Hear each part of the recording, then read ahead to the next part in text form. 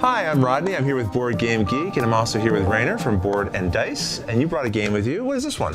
This is Inuit, which is a game that is actually releasing here at GAMA, so it will be available. Oh, really? Yep, it will be available in retail in about 2 or 3 weeks. So. Okay. Well, can you tell us a little bit about the theme of this game? I think that's a really interesting place to start. Sure. Yeah, I will be happy to.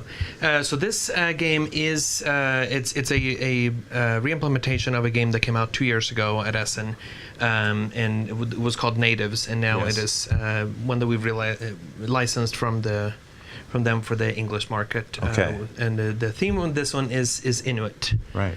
So, yeah, and of course. In this game, you are basically each player will represent one village. So in this case, this would be our village, our tableau, and this would represent kind of a little ways into the game, because when you start, you just have this the beginning of the player board. So do we each have our own sort of smaller Inuit community of people? Is that the idea? Mm-hmm. Okay. And basically what you do on your turn, so the cards that are out here in the middle is called the Great White, and that represents a pool of cards that we will be drafting from. Every turn you always reveal one card to add to the pool, and then you get to perform one of 6 different actions. The actions that you take are how you grow your village, how you hunt for food, and so forth. For example, if you take the Elder action, you can now add adults and children to your village so that you grow the population. You can take any adult or children from here, and you could add them to any of the different occupations. For example, maybe we want to have another bear hunter in our village. That means that on a future turn, if I then instead take the bear hunter action, for each Inuit that you have there, and you always start with 1, so basically the one that is printed on the board counts as 1. Yes. So for each Inuit, they will be able to hunt 1 bear. So if we had multiple bears out here, each of them could bring back 1 bear to the village. Do they need a certain value to like defeat the bear? No, or? it's just that's their occupation is bear hunting. And then of course some of the other ones, the shamans, that's how you there will be rites and spirits that will affect your village. Is that what we see this one here? So these are 2 different rites. They often they give you a one-time benefit, either something that benefits your village, like here for example, this one you can move 1 village into weapons, and I'll get back to why you may want to do that. Or this one, if another player has been more successful at hunting and bringing in the different types of game, then in this case, there's a bit of an interaction there where the players that have more game than you will have to discard some. Okay.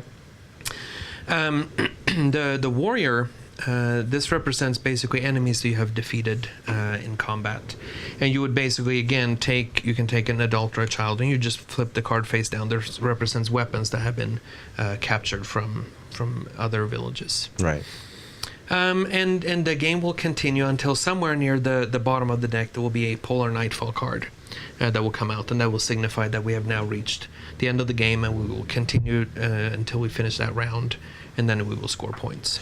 I notice there's a variety of like colored symbols here. Is that somehow related to scoring, or? Yes. So during the game, you can put any color of Inuit, and this basically any of the purple ones that represent people that are associated with your village, they're loyal to your village.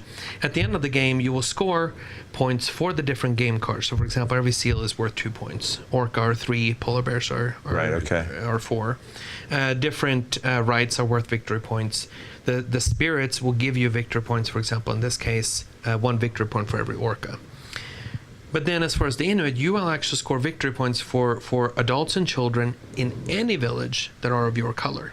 Oh, so this player over here who has one of my purple symbols, if I was the purple player, I'd score something there as well. So that's something to consider if I'm taking that person into my village and it doesn't match my color.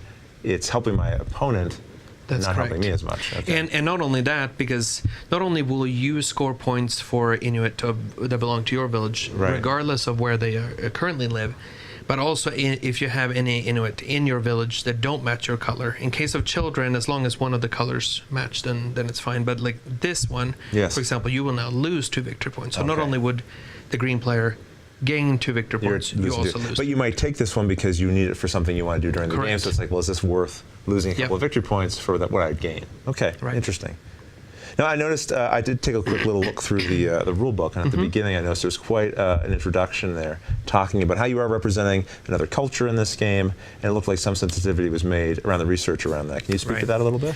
Sure. I mean, it's something that is important to us that, and I think it should be important in general, right? If you are portraying another culture, and especially in this case, I mean, Inuit, they're living in an existing culture. Yeah, we have about, I think, 65,000 Inuit, in the Canadian Inuit, I think, about approximately. Yeah, and about, I think it's about 500,000 all over the world. Wow, okay, yeah. And it's, of course, most of them are in Canada, and then also Alaska and Greenland. Yeah, right. And it's something that is important, right? If you're going to portray another culture, it's important to do so respectfully.